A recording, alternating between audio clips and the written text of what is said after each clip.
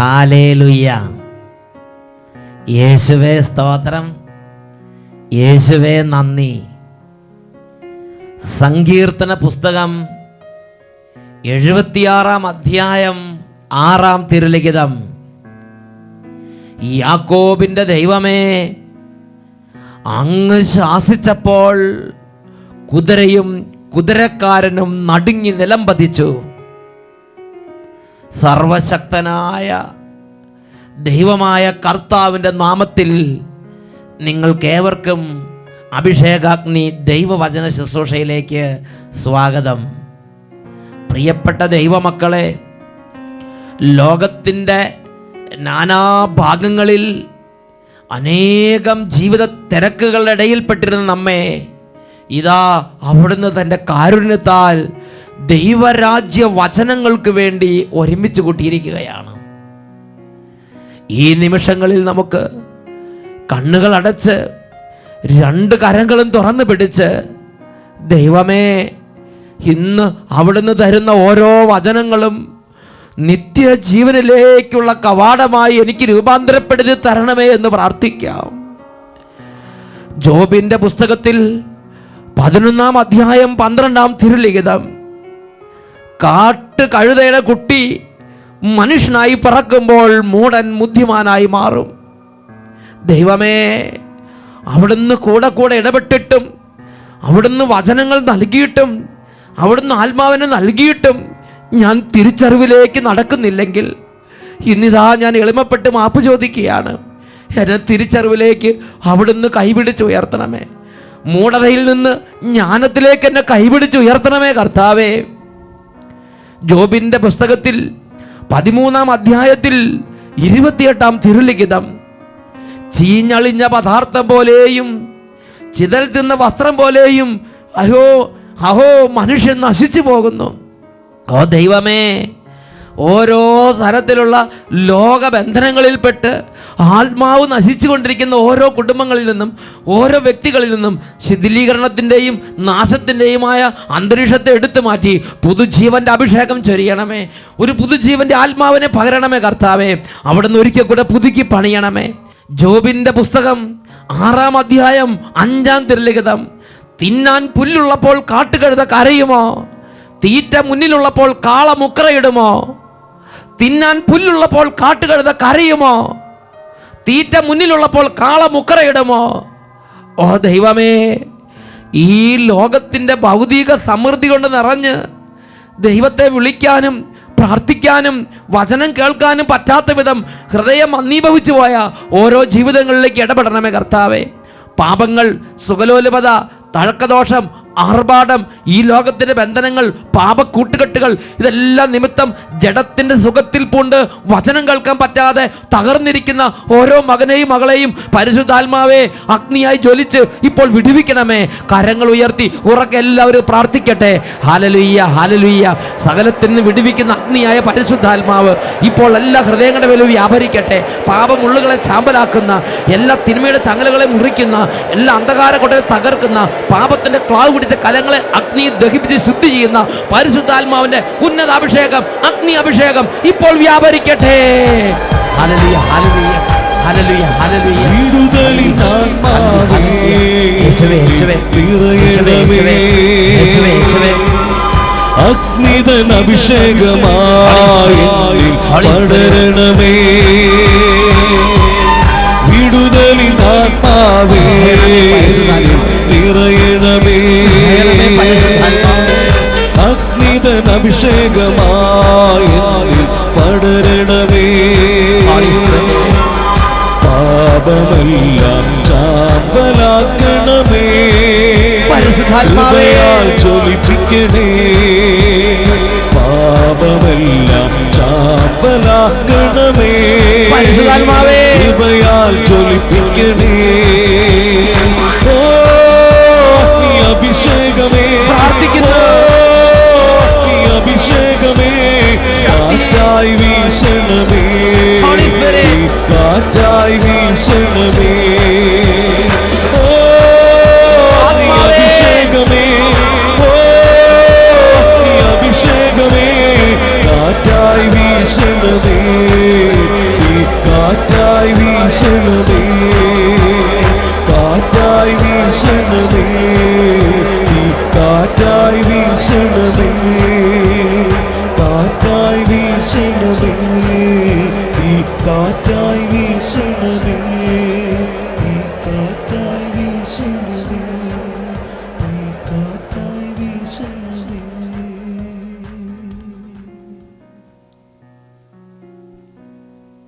Hallelujah. യേശുവേ സ്തോത്രം, യേശുവേ നന്ദി. ഹബക്കൂക്കിന്റെ പുസ്തകം 1-ാം അധ്യായത്തിൽ 15-ാം തിരുലിഖിതം, സ്വന്തം ശക്തിയെ ദൈവമായി കരുതുന്നവർ പരിഭ്രാന്തരാകും. ഇന്ന് അനേകം സ്ഥലങ്ങളിൽ ചെല്ലുമ്പോൾ 10,000-കണക്കിന് ദൈവമക്കളുടെ വേദന അവർ പങ്കുവെക്കുന്ന ഇപ്രകാരമാണ്: ഞങ്ങൾ ഒരുപാട് അധ്വാനിക്കുന്നു, എന്നാൽ എല്ലാം ഛിന്ന ഭിന്നമായി പോവുകയാണ്. ഞങ്ങൾ ഒരുപാട് കഷ്ടപ്പെടുന്നു, എന്നാൽ ഞങ്ങൾക്ക് സമാധാനം കിട്ടുന്നില്ല. ഈ അധ്വാനിക്കുന്നത് കൊണ്ട് ഒരു ഫലമില്ല. കുടുംബത്തിൽ, വ്യക്തി ജീവിതങ്ങളിൽ, ജീവിതത്തിലെ കഷ്ടപ്പാടുകൾക്ക് അനുസരിച്ച് സമാധാനമോ സന്തോഷമോ ഉയർച്ചയോ സ്നേഹമോ പ്രാർത്ഥനയോ ഐക്യമോ പരിശുദ്ധാത്മാഭിഷേകമോ ഇല്ലാത്തതിൻ്റെ വേദന, മറ്റൊരു വാക്കിൽ പറഞ്ഞാൽ തകർച്ചയുടെ വേദന ഇന്ന് സകല രാജ്യങ്ങളിലുമുള്ള ദൈവമക്കളെ ഗ്രസിക്കുന്ന ഒരു യാഥാർത്ഥ്യമാണ്. തകർച്ചയുടെ വേദന. ഹല്ലേലൂയ. ഇന്ന് നാം ചിന്തിക്കുന്ന വിഷയമാണ് തകർച്ചയുടെ വേദന. പ്രിയപ്പെട്ട ദൈവമക്കളെ, രാപകല് ചത്ത് പണിയെടുത്ത് മക്കളെ വളർത്തി വലുതാക്കുന്നു. രാപകല് ചത്ത് പണിയെടുത്ത് ബിസിനസ് സ്ഥാപനങ്ങൾ പടുത്തുയർത്തുന്നു. രാപകല് ചത്ത് പണിയെടുത്ത് പാർട്ടികളെയും പ്രസ്ഥാനങ്ങളെയും പടുത്തുയർത്തുന്നു.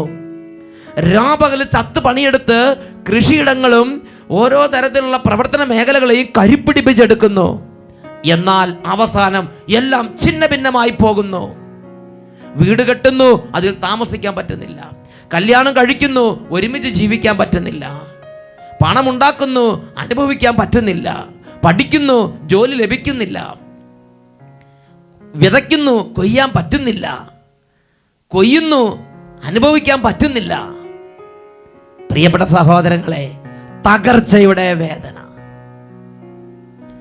ഇതിനെക്കുറിച്ച് ചിന്തിച്ചപ്പോൾ ദൈവത്തിൻ്റെ പരിശുദ്ധാത്മാവ് എന്നെ കൊണ്ടുപോയ ദൈവവചന ഭാഗമാണ് ജെറമിയായുടെ പുസ്തകത്തിൽ 19-ാം അധ്യായത്തിൽ 1 തൊട്ട് 13 വരെയുള്ള തിരുലിഖിതങ്ങൾ. കർത്താവ് അരുളി ചെയ്തു, നീ പോയി കുശവനോട് ഒരു മൺകലം വിലയ്ക്ക് വാങ്ങിക്കുക. ജനപ്രമാണികളിൽ നിന്നും പുരോഹിത ശ്രേഷ്ഠന്മാരിൽ നിന്നും കുറച്ച് പേരെ കൂട്ടിക്കൊണ്ട് കലക്കഷ്ണ കവാടം കടന്ന് ബെൻഹിന്നോം താഴ്വരയിലേക്ക് ചെല്ലുക. ഇതാണ് ജെറമിയായുടെ പുസ്തകം 19-ാം അധ്യായം 1-ാം വാക്യത്തിൽ ദൈവമായ കർത്താവ് ജെറമിയായോട് കൽപ്പിക്കുന്നത്. ദൈവത്തെ അനുസരിച്ച് ജെറമിയ നല്ലൊരു മൺകലം വാങ്ങി ജനപ്രമാണിമാരെയും പുരോഹിത ശ്രേഷ്ഠന്മാരിൽ നിന്ന് കുറേ പേരെയും കൂട്ടിക്കൊണ്ട് കലക്കഷ്ണ കവാടവും കടന്ന് ബെൻഹിന്നോം താഴ്വരയിലെത്തി. അവിടെ ചെന്നിട്ട് ദൈവമായ കർത്താവ് ജെറമിയായ്ക്ക് വെളിപ്പെടുത്തി കൊടുത്ത അരുളപ്പാടുകളെല്ലാം ആ ജനത്തിൻ്റെ നേരെ പ്രഖ്യാപിച്ച്, എന്നിട്ട് ഈ മൺകലത്തെ ഇതാ ഒരു ഇരുമ്പ് വടി കൊണ്ട് ഒരൊറ്റ അടിയാണ്. ആ മൺകലം ഛിന്ന ഭിന്നമായി പൊട്ടിപ്പൊടിഞ്ഞ് അത് നിലത്ത് വീണു. എന്നിട്ട് ദൈവമായ കർത്താവ് അരുളി ചെയ്തു, ഇതാ ഇരുമ്പ് വടി കൊണ്ട് അടിച്ചു തകർക്കപ്പെട്ട ഈ മൺകലം കഷ്ണത്തോട് കഷ്ണം ശേഷിക്കാതെ ഒന്നൊന്നിനോട് ചേർക്കപ്പെടാൻ പറ്റാത്ത വിധം ഛിന്ന ഭിന്നമായി കിടക്കുന്നത് പോലെ ഈ ജനവും ഈ നഗരവും തകർക്കപ്പെടും. ദൈവമായ കർത്താവ് തൻ്റെ ദൂത് പ്രവാചകനിലൂടെ ജനത്തിന് കൊടുക്കുകയാണ്. ആ ജനം അധ്വാനിക്കാത്ത ജനമല്ല. ആ നഗരം കെട്ടിപ്പടുക്കാൻ വേണ്ടി ആ നഗരത്തിൻ്റെ ഭരണാധികാരികളും ഉദ്യോഗസ്ഥന്മാരും ആ പൗരന്മാരെല്ലാം ആ നഗരം കെട്ടിപ്പടുക്കാൻ വേണ്ടി പരിശ്രമിച്ചുകൊണ്ടിരിക്കുകയാണ്. പ്രിയപ്പെട്ട സഹോദരങ്ങളെ, ആ ജനത്തെ കെട്ടിപ്പടുക്കാൻ വേണ്ടി സാമൂഹ്യ പ്രവർത്തകരും ഓരോ തരത്തിലുള്ള സംവിധാനങ്ങളും പരിശ്രമിച്ചുകൊണ്ടിരിക്കുകയാണ്. എന്നാൽ ജനം ദൈവത്തിൻ്റെ വചനത്തെ വിട്ട് സ്വന്തം മാർഗത്തിൽ നടന്നപ്പോൾ ദൈവം പറയുകയാണ്, ഇതാ നിങ്ങളുടെ നടപ്പ് മുന്നോട്ടല്ല പിന്നോട്ടാണ്. നിങ്ങൾ കെട്ടിപ്പടുക്കുകയല്ല, നിങ്ങൾ ഛിന്ന ഭിന്നമാക്കുകയാണ് ചെയ്യുന്നത്. അന്ന് അവിടെ വിശാലമായ ഹൈവേകൾ ഇസ്രായേൽ നാട്ടിലുണ്ടായിരുന്നു. അന്ന് വലിയ വലിയ മുന്തിരിത്തോട്ടങ്ങളും നല്ല നല്ല രമ്യകർമ്മങ്ങളും അതുപോലെ മനോഹരമായ മണിമന്ദിരങ്ങളും എല്ലാം ഉണ്ടായി. ജനം വലിയ സമൃദ്ധിയിലും വലിയ സന്തോഷത്തിലും, നല്ല റോഡുകൾ, നല്ല കെട്ടിടങ്ങൾ, നല്ല സംവിധാനങ്ങൾ എല്ലാം നന്നായിട്ടിരിക്കുമ്പോഴാണ് ജെറമിയ പ്രവാചകൻ ഈ കാര്യം ജനത്തിൻ്റെ നേതാക്കന്മാരുടെ മുമ്പിൽ അവതരിപ്പിക്കുന്നത്. പ്രിയപ്പെട്ട സഹോദരങ്ങളെ, ജെറമിയ 7:24 അതിൻ്റെ കാരണം ദൈവമായ കർത്താവ് വെളിപ്പെടുത്തുകയാണ്. തങ്ങളുടെ ദുഷ്ടഹൃദയത്തിൻ്റെ പ്രേരണയനുസരിച്ച് അവർ തന്നിഷ്ടം പോലെ നടന്നു. ഓരോരുത്തർക്കും അവരവരുടെ ഹൃദയത്തിലും മനസ്സിലും തോന്നിയതെല്ലാം ചെയ്തു. ദൈവമായ കർത്താവിൻ്റെ വാക്ക് കേൾക്കുകയോ, ദൈവമായ കർത്താവ് ഈ കാര്യത്തെക്കുറിച്ച് എന്താണ് ആഗ്രഹിക്കുന്നതെന്ന് അന്വേഷിക്കുകയോ ചെയ്യാൻ ഒരുവനും മനസ്സ് വന്നില്ല. അവരുടെ ആത്മീയത എന്ന് പറയുന്നത് ചില അനുഷ്ഠാനങ്ങൾ അനുഷ്ഠിക്കുന്നതിലും നേരത്തെ കാർന്നോമാര് ചെയ്തു കൂട്ടിയ ചില കാര്യങ്ങളൊക്കെ നിർവഹിച്ചു പോരുന്നതിലും മാത്രമായിരുന്നു അവരുടെ ആത്മീയത. അതുകൊണ്ട് ദൈവമായ കർത്താവ് ഇറങ്ങി വന്ന് ജെറമിയ പ്രവാചകനോട് സംസാരിക്കുകയാണ്. ഇവരോട് ബലിയർപ്പിക്കണമെന്നും ഇവരോട് ദഹനബലി അർപ്പിക്കണമെന്നും മാംസം അർപ്പിക്കണമെന്നൊക്കെ ആര് പറഞ്ഞു? ഇവരുടെ ദഹനബലിയുടെ മാംസം ഇവർ തന്നെ തിന്നുകൊള്ളട്ടെ. ജെറമിയ പ്രവാചകന്റെ പുസ്തകം 7-ാം അധ്യായം 21-ാം വാക്യത്തിൽ പഠിപ്പിക്കുകയാണ്, നിങ്ങളുടെ ബലിയർപ്പണത്തിന്റെ മാംസം നിങ്ങൾ തന്നെ തിന്നുകൊള്ളുക. ഈജിപ്തിൽ നിന്ന് നിങ്ങളുടെ പിതാക്കന്മാരെ കൊണ്ടുവന്നപ്പോൾ ബലികളെ പറ്റിയോ ദഹനബലികളെ പറ്റിയോ ഞാൻ അവരോട് സംസാരിക്കുകയോ കൽപ്പിക്കുകയോ ചെയ്തിരുന്നില്ല. എന്നാൽ ഒരു കാര്യം ഞാൻ അവരോട് കൽപ്പിച്ചിരുന്നു, എൻ്റെ വാക്കനുസരിക്കുവീൻ. ഞാൻ നിങ്ങളുടെ ദൈവവും നിങ്ങൾ എൻ്റെ ജനവുമായിരിക്കും. ഇതാണ് ദൈവം കൽപ്പിച്ചിരിക്കുന്നത്. നിങ്ങളോട് ഞാൻ ദഹനബലികളോ കാഴ്ചകളോ സുരബല കാഴ്ചകളോ ദഹനബലികളോ മറ്റെന്തെങ്കിലുമോ ആവശ്യപ്പെട്ടോ? ദൈവം ചോദിക്കുകയാണ്. 40 വർഷം നിങ്ങളുടെ പിതാക്കന്മാർ മരുഭൂമിയിലാണ് നടന്നപ്പോ നിങ്ങളുടെ പിതാക്കന്മാർ എനിക്ക് വേണ്ടി ദഹനബലികൾ കാഴ്ചബലികൾ അർപ്പിക്കാൻ ഞാൻ പറഞ്ഞിരുന്നോ? ദൈവം അവരോട് ചോദിക്കുകയാണ്.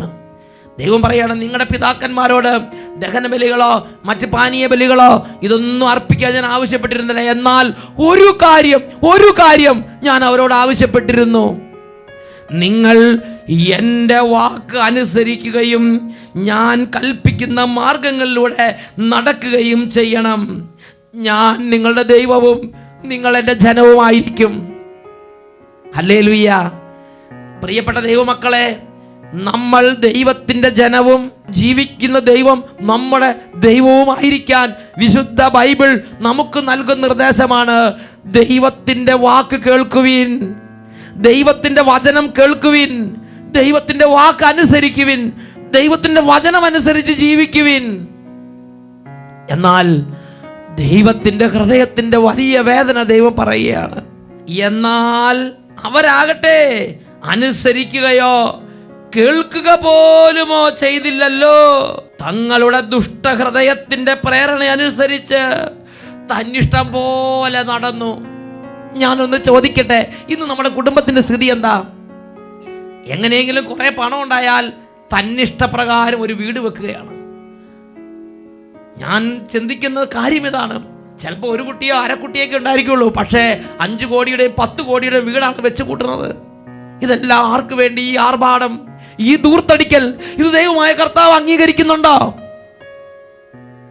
പണമുണ്ടെന്ന് വിചാരിച്ച് നമ്മൾ വിചാരിക്കുന്ന പോലെ വീട് വെക്കാൻ ദൈവം നമുക്ക് അനുവാദം തന്നിട്ടുണ്ടോ?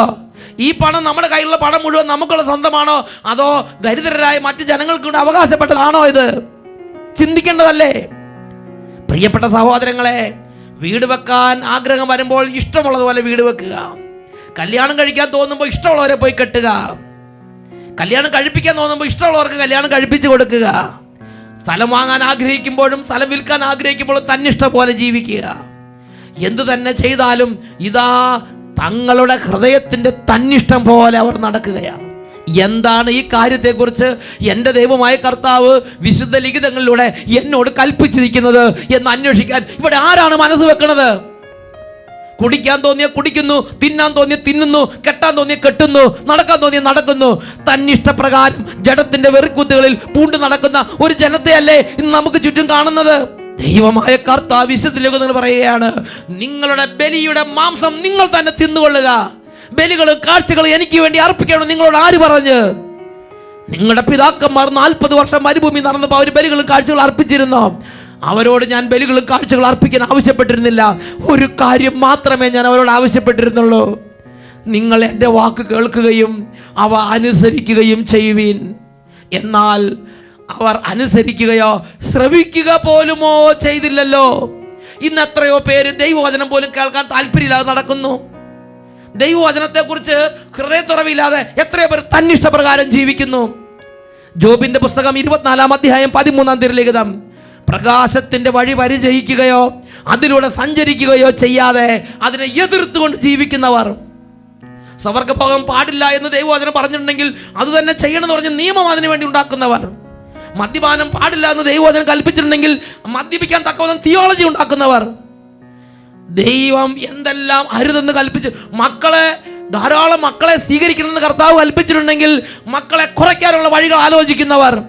നിങ്ങൾ കല്യാണം കഴിക്കണമെന്ന് ബൈബിൾ പഠിപ്പിച്ചിട്ടുണ്ടെങ്കിൽ കല്യാണം കഴിക്കാതെ എങ്ങനെ ജീവിക്കാമെന്ന് ചിന്തിക്കുന്നവർ. എന്തെല്ലാം ദൈവമായ കർത്താവ് ബൈബിളിൽ കൽപ്പിച്ചിട്ടുണ്ടോ അതെല്ലാം ലംഘിച്ച് നടക്കുന്നതിൽ അഭിമാനം കൊള്ളുന്ന ഒരു ജനത. പ്രിയപ്പെട്ട സഹോദരങ്ങളെ, ഇത് ഒരു രാജ്യത്തും 2 രാജ്യത്തും അല്ല, ലോകത്തിലുള്ള അനേക രാജ്യങ്ങളിൽ ഇങ്ങനത്തെ ഒരു അരൂപി, ഇങ്ങനത്തെ ഒരു ട്രെൻഡിൽ ജനം പെട്ടിരിക്കുകയാണ്. എൻ്റെ ദൈവമായ കർത്താവ് ജീവിക്കാൻ വേണ്ടി എനിക്ക് നൽകിയിരിക്കുന്ന വചനങ്ങളും എൻ്റെ ദൈവമായ കർത്താവിൻ്റെ മാർഗങ്ങളും അന്വേഷിക്കാൻ എനിക്ക് കടമയുണ്ട് എന്നുള്ള തിരിച്ചറിവ് നഷ്ടപ്പെട്ട് ഇടം വലം തിരിച്ചറിവില്ലാതെ നടക്കുന്ന ഒരു ജനത. ദൈവമായ കർത്താവ് ജെറമിയ പ്രവാചകന്റെ അടുത്തേക്ക് വിളിച്ചു. ജെറമിയ പ്രവാചകനോട് പറഞ്ഞു, ജെറമിയ നീ മുന്നോട്ട് പോവുക. അങ്ങനെ ജെറമിയായെ കർത്താവിൻ്റെ ആത്മാവ് നയിച്ചു. നല്ല കാറ്റുള്ള ഒരു മലയുടെ മുകളിലേക്ക് ജെറമിയായെ കർത്താവിൻ്റെ ആത്മാവ് കൊണ്ടുപോയി. അങ്ങനെ കാറ്റുള്ള മലയുടെ മുകളിൽ ചെന്നപ്പോൾ ജനം ചുറ്റും കൂടിയിട്ടുണ്ട്. ജെറമിയയോട് കർത്താവ് പറഞ്ഞു, നീ നിന്റെ നീണ്ട മുടികൾ അറുത്ത് മുറിക്കുക. അങ്ങനെ ഒരു കുത്ത് മുടി ജെറമിയ മുറിച്ചെടുത്തു. തലയിൽ നിന്ന് ഒരു പിടി മുടി മുറിച്ചെടുത്തു. ദൈവമായ കർത്താവ് പറഞ്ഞു, കാറ്റത്തേക്ക് കൈകൾ നീട്ടി അത് കൈ തുറന്നു വിടുക. ഇതാ വീശി അടിക്കുന്ന കാറ്റിൽ ആ മുടികളെല്ലാം പാറി പറന്നു പോയി. എന്നിട്ട് ദൈവമായ കർത്താവ് അരുളി ചെയ്തു, ഈ ജനവും ഇതുപോലെ ഛിന്ന ഭിന്നമായി പോകും. ഈ നഗരം ഇതുപോലെ തകർക്കപ്പെടും. ഈ ജനം ഇതുപോലെ ഛിന്ന ഭിന്നമാകും. ഈ ജനത്തിൻ്റെ മേൽ തകർച്ചയുടെ വേദന വരും. ദൈവമായ കർത്താവ് പ്രഖ്യാപിച്ച്. പ്രിയപ്പെട്ട സഹോദരങ്ങളെ, ഇന്ന് നാടും നഗരവും തകരുന്നുണ്ടെങ്കിൽ അതിൻ്റെ കാരണം എഴുതപ്പെട്ട വചനം ലംഘിച്ചുകൊണ്ടുള്ള ആ ഒരു നടപ്പായിരുന്നു എന്നുള്ളതാണ്.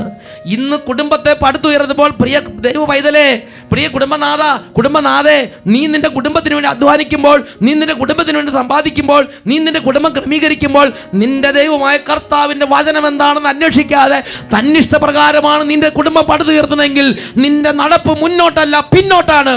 നീ പടുത്തുയർത്തുകയല്ലേ, നീ ഛിന്ന ഭിന്നമാക്കുകയാണ് ചെയ്യുന്നത്.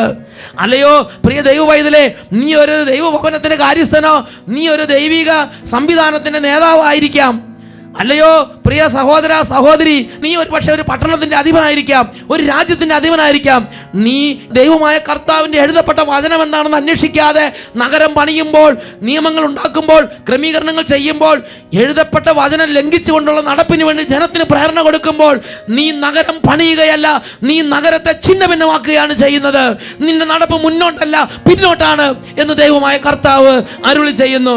ജെറമിയായുടെ പുസ്തകം 7-ാം അധ്യായത്തിൽ 24-ാം വാക്യം, അവരുടെ നടപ്പ് മുന്നോട്ടല്ല പിന്നോട്ടായിരുന്നു. ഈ നിമിഷങ്ങളിൽ നമുക്ക് കർത്താവിനോട് പ്രാർത്ഥിക്കാം. ഓ ദൈവമേ, ഈ തകർച്ചയുടെ വേദന ഇന്ന് ഞാൻ അനുഭവിക്കുന്നുണ്ടെങ്കിൽ, കാറ്റത്ത് പറപ്പിക്കപ്പെട്ട മുടി ഛിന്നഭിന്നമായി പോയതുപോലെ ഞാൻ നേടിയതെല്ലാം ഛിന്നഭിന്നമായി പോയിട്ടുണ്ടെങ്കിൽ, എൻ്റെ കുടുംബം ഛിന്നഭിന്നമായി പോയിട്ടുണ്ടെങ്കിൽ, എൻ്റെ കുടുംബത്തിൽ 4 പേർക്ക് ഒരുമിച്ച് ചിന്തിക്കാൻ പറ്റാതിരിക്കുന്നുണ്ടെങ്കിൽ, എൻ്റെ ഇടവകയിൽ 4 പേർക്ക് ഒരുമിച്ച് ചിന്തിക്കാൻ പറ്റാതിരിക്കുന്നുണ്ടെങ്കിൽ, പട്ടണത്തിൽ ഐക്യമില്ലാതെ ഭീകര പ്രവർത്തനങ്ങളും ശിഥിലീകരണ പ്രവർത്തനങ്ങളും അനൈക്യങ്ങളും പരസ്പര സ്പർദ്ധയും ഭിന്നതയും പെരുകുന്നുണ്ടെങ്കിൽ അതിൻ്റെ കാരണം ഇതിൻ്റെ ഭരണാധികാരികൾ, ഇതിൻ്റെ അധിപന്മാർ, ഇതിൻ്റെ ഉത്തരവാദിത്തപ്പെട്ടവർ ഇന്നലകളിൽ വചനം ലംഘിച്ചുകൊണ്ട് തന്നിഷ്ടപ്രകാരം നിയമങ്ങൾ ഉണ്ടാക്കി, വചനം ലംഘിച്ചുകൊണ്ട് തന്നിഷ്ടപ്രകാരം ജനത്തെ നയിച്ചു. അവർ ജനത്തെ നയിക്കുകയായിരുന്നില്ല, അവർ ജനത്തെ വളർച്ചയിലേക്ക് കൊണ്ടുപോകുകയായിരുന്നില്ല, പിന്നോട്ട് നയിക്കുകയായിരുന്നു എന്ന് തിരുലിഖിതം പഠിപ്പിക്കുകയാണ്. കണ്ണുകളടച്ച് 2 കരങ്ങളും തുറന്ന് ഈ നിമിഷങ്ങളിൽ പരിശുദ്ധാത്മാവിനോട് പ്രാർത്ഥിക്കുകയാണ്. പരിശുദ്ധാത്മാവേ, ദൈവമായ കർത്താവ് ഞങ്ങൾ ജീവിക്കേണ്ടതിനും അനുഗ്രഹം പ്രാപിക്കേണ്ടതിനും അവിടുന്ന് ഞങ്ങളുടെ ദൈവവും ഞങ്ങൾ അവിടുത്തെ ജനവും ആയിരിക്കേണ്ടതിന്, ഞങ്ങളുടെ ജീവിതത്തിൽ വിജയമുണ്ടാകേണ്ടതിന്, ഞങ്ങൾക്കായി നൽകപ്പെട്ട ദൈവവചനങ്ങൾ അനുസരിക്കാൻ പരിശുദ്ധാത്മാവെ ഞങ്ങളുടെ ഹൃദയങ്ങളെ തുറക്കണമേ. അതിന് തടസ്സമായി നിൽക്കുന്ന എല്ലാ മുള്ളുകളും മുൾച്ചെടികളും പരിശുദ്ധാത്മാവെ അവിടുന്ന് അത്ഭുത സാന്നിധ്യം നൽകി കത്തിച്ചാമ്പലാക്കാൻ ഇടവരുത്തണമേ. കരങ്ങൾ ഉയർത്തി എല്ലാവരും സ്തുതിക്കട്ടെ. ഹല്ലേലൂയ, ഹല്ലേലൂയ, ഹല്ലേലൂയ, ഹല്ലേലൂയ.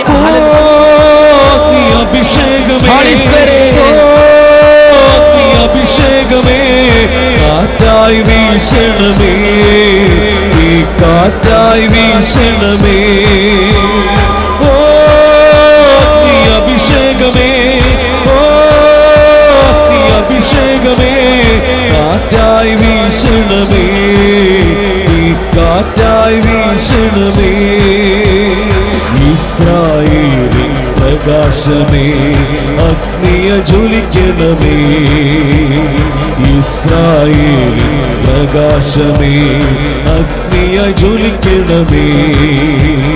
പരിശുദ്ധാത്മാവേ ഒരു ജ്വാലയായി മാറണമേ, പരിശുദ്ധാത്മാവേ ഒരു ജ്വാലയായി മാറണമേ. എന്നിൽ കത്തി പടരണമേ, മുള്ളുകളെല്ലാം ദഹിച്ചിടട്ടെ. എന്നിൽ കത്തി പടരണമേ, മുള്ളുകളെല്ലാം ദഹിച്ചിടട്ടെ. യുക്തിൽ വന്നു വസിച്ചിടണേ, യുക്തിൽ വന്നു വസിച്ചിടണേ. അഭിഷേകമേ,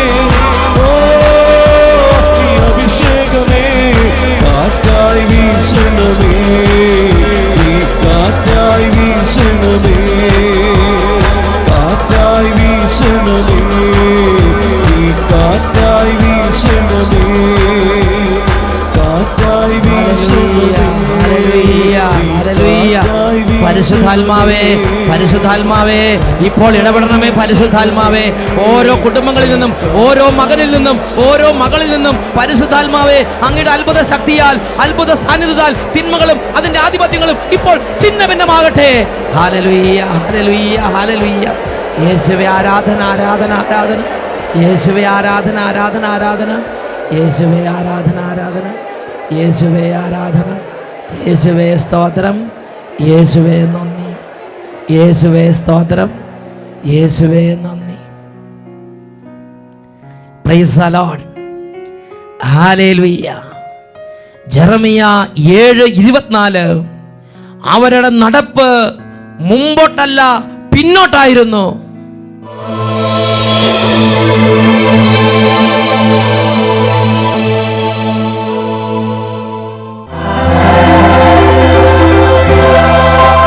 ഹബക്കൂക്കിന്റെ പുസ്തകം 1-ാം അധ്യായം 15-ാം തിരുലിഖിതം. സ്വന്തം ശക്തിയെ ദൈവമായി കരുതുന്നവർ പരിഭ്രാന്തരാകും. നമുക്കുള്ള ശക്തി, നമുക്കുള്ള പണം, നമുക്കുള്ള അറിവ്, നമുക്കുള്ള സാധ്യതകൾ, ഇതിനെ ആയിരിക്കരുത് ഒരു മനുഷ്യൻ ആശ്രയിക്കേണ്ടത്. ഒരു മനുഷ്യൻ്റെ ഏത് തീരുമാനത്തിന് മുമ്പ് എൻ്റെ ദൈവമായ കർത്താവ് ഇതിനെക്കുറിച്ച് എന്താണ് വിശുദ്ധ ലിഖിതങ്ങളിൽ പറഞ്ഞിട്ടുള്ളത് എന്ന് അന്വേഷിച്ച് ദൈവത്തിൻ്റെ ഇഷ്ടം അന്വേഷിക്കാൻ വേണ്ടിയുള്ളൊരാഗ്രഹം ഹൃദയത്തിൽ ജ്വലിക്കണം. 2 കരങ്ങൾ ഉയർത്തി ഈ നിമിഷം എല്ലാവരും പ്രാർത്ഥിക്കട്ടെ. തന്നിഷ്ടത്തിൻ്റെയും ഏകാധിപത്യ സ്വഭാവത്തിൻ്റെയും എല്ലാ തരത്തിലുള്ള അനുസരണക്കേടിൻ്റെയും അരൂപികൾ ഛിന്ന ഭിന്നമാകാൻ പോവുകയാണ്. എല്ലാവരും കരങ്ങൾ ഉയർത്തി സ്തുതിക്കുന്നു. ഹല്ലേലൂയ, ഹല്ലേലൂയ, ഹല്ലേലൂയ. യേശുവിൻ്റെ അത്ഭുത നാമത്തിൽ കുടുംബങ്ങളിൽ നിന്ന് അന്ധകാരത്തിൻ്റെ കോട്ടകൾ തകരട്ടെ. ഓ ദൈവമേ, തലമുറകളായി ദൈവവചനം അന്വേഷിക്കാതെയും ദൈവഹിതം ആരായാതെയും തന്നിഷ്ടപ്രകാരം സ്വന്തം ഇഷ്ടത്തിനനുസരിച്ച് ജീവിതത്തെ ക്രമീകരിച്ച് തന്നിഷ്ടപ്രകാരം ജീവിച്ചതിൻ്റെ എല്ലാ ഭാരങ്ങളും ആധിപത്യങ്ങളും വിട്ടുമാറിപ്പോകട്ടെ എന്ന് പ്രാർത്ഥിക്കുന്നു. കുടുംബങ്ങളിലേക്ക് ദൈവകൃപ നിറയട്ടെ. ദൈവത്തെ അന്വേഷിക്കാൻ, വചനം അന്വേഷിക്കാൻ, ദൈവത്തെ ആരായാൻ, ദൈവഹിതപ്രകാരം ജീവിക്കാൻ ഹൃദയങ്ങൾക്ക് തുറവി നൽകണമേ, എളിമ നൽകണമേ. ഹല്ലേലൂയ, ഹല്ലേലൂയ. യേശുവേ ആരാധന, ആരാധന, ആരാധന.